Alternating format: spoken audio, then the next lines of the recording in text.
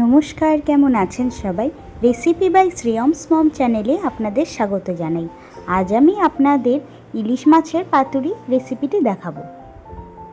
ইলিশ মাছ piece করে নেওয়া হয়ে গেছে, তো দেখা যাচ্ছে ইলিশ মাছের মধ্যে ডিমও রয়েছে। তো এর জন্য যে মশলাটি বানাবো তার জন্য নিয়ে নিয়েছি 2 চামচ সাদা সর্ষে, 1 চামচ কালো সর্ষে আর 1 চামচ পোস্ত। এবার এর সাথে 2টো কাঁচা লঙ্কা অ্যাড করে মিক্সিতে ভালো করে পেস্ট করে নেব। বলতে ভুলে গেছিলাম, এর মধ্যে নুনও অ্যাড করে দিয়েছি। তো সর্ষে পোস্তর পেস্ট আমাদের একদম রেডি হয়ে গেছে, আপনারা দেখে নিন, একদম স্মুথ পেস্ট তৈরি হয়েছে। এবার আগে থেকে জল ঝরিয়ে রাখা টক দইকে এর মধ্যে দিয়ে ভালো করে মিশিয়ে নেব।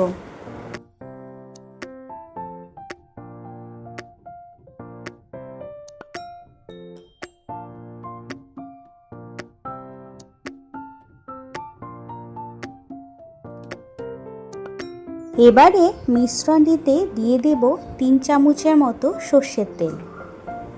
তেলের সাথে সর্ষে পোস্তর মিশ্রণটিকে ভালো করে মিশিয়ে নিতে হবে। এই পর্যায়ে দিয়ে দেব পাউডার সুগার। এবারে ইলিশ মাছের পিসগুলিকে নুন, হলুদ, সর্ষের তেল দিয়ে ভালো করে মাখিয়ে 5 মিনিটের জন্য রেখে দিতে হবে।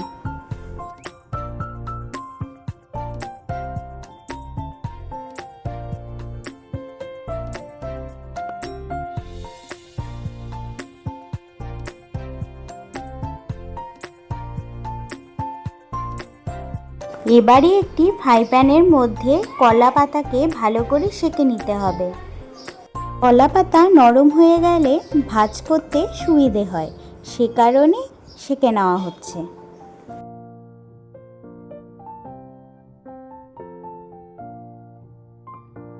এবারে পাতুরি বানানোর জন্য প্রথমে আমি সর্ষে পোস্তর মিশ্রণটিকে দিয়ে তার উপরে মাছটি রেখে তারপরে আবার মিশ্রণটি দিয়ে 2টো কাঁচা লঙ্কা বা 1টা কাঁচা লঙ্কা দিয়ে ভালো করে মুড়িয়ে নেব। তো আপনারা একটু দেখে নিন আমি কিভাবে পাতাটিকে মুড়িয়ে নিচ্ছি।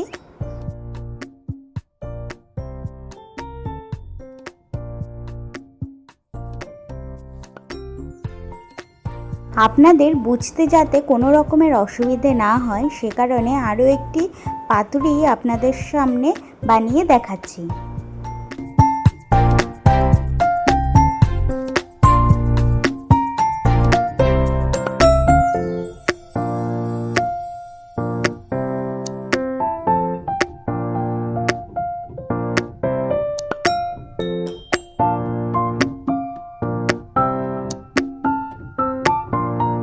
তো আমার সমস্ত পাতুরি তৈরি করা হয়ে গেছে।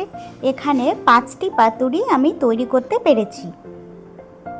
এবার আমি ফ্রাই প্যানের মধ্যে সর্ষের তেল দিয়ে পাতুরিগুলিকে এক এক করে দিয়ে ঢাকা চাপা দিয়ে ভালো করে সেঁকে নেব। আপনারা চাইলে জলেও ভাপিয়ে নিতে পারেন।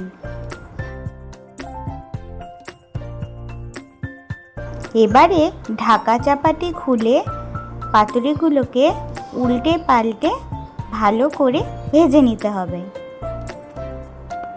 দেখুন এক পাশটি গোল্ডেন ব্রাউন হয়ে গেছে, তো এবার অপর পাশটি গোল্ডেন ব্রাউন হওয়া পর্যন্ত অপেক্ষা করতে হবে। তো পাতুরি আমার রেডি হয়ে গেছে, তো ঢাকা চাপা সরিয়ে আমি দেখে নিলাম। তো এবার গ্যাসের ওভেন বন্ধ করে এগুলিকে প্রথমে প্লেটে তুলে নেব, তারপরে গরম গরম ভাতের সঙ্গে পরিবেশন করব।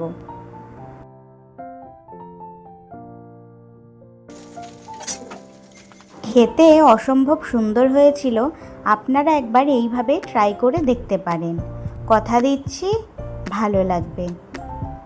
ফাইনাল লুকটি আপনারা দেখে নিন।